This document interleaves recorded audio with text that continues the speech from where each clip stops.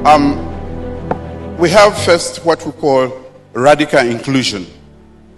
Radical inclusion. It's a policy by our government. And that means that irrespective of your situation, if you are a child in Sierra Leone, you should go to school. Wherever you are, whether you are disabled, in whatever state, no political colors come into play, everybody should go to school. This is radical inclusion. Before this time, there was a ban against pregnant girls going to school in Sierra Leone. And I was in favor of that, that is because of my old mindset.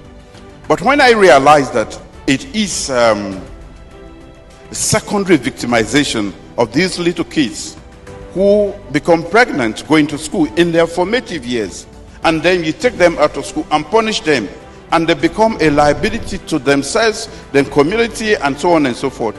I thought that was too much. And I knew I was wrong. So I made a U-turn. Now, girls who become pregnant, we attend on to the point that they can no longer stay in school. And once they give birth, we make sure they go back to school.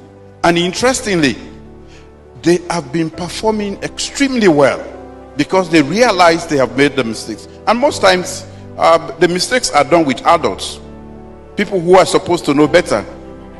But we blame the child, we blame somebody in 13, 14, 15 years old, and we want her to carry that blame or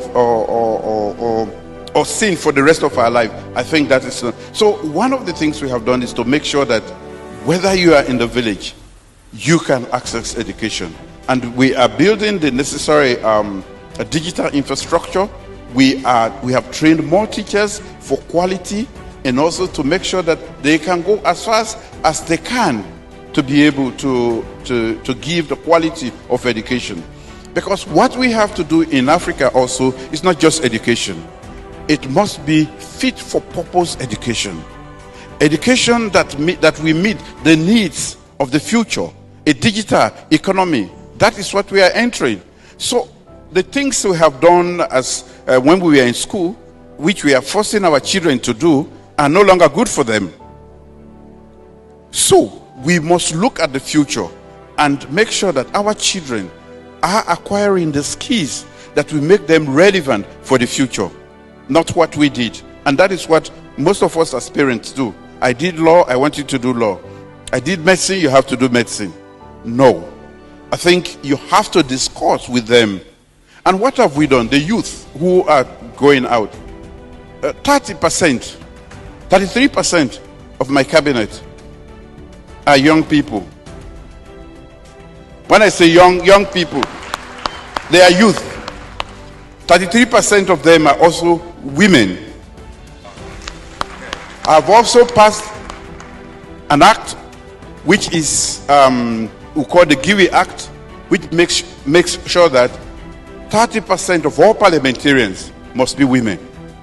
30% of all ministers should be women. And I just appointed my cabinet, and I made sure I complied to that because I passed that bill. And in the corporate world and in other fields of endeavor, we are making sure that nothing less than 30% for now, because this is the very first time we are taking this bold action. Yeah. They are women right across Sierra Leone.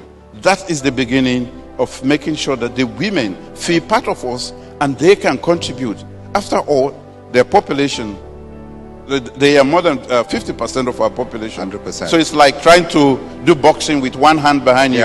Even a lazy man like me can fight any boxer with one hand behind him. Absolutely. You're going to lose. You can't do it with one hand. Your Excellency, thank you very much for those thoughts.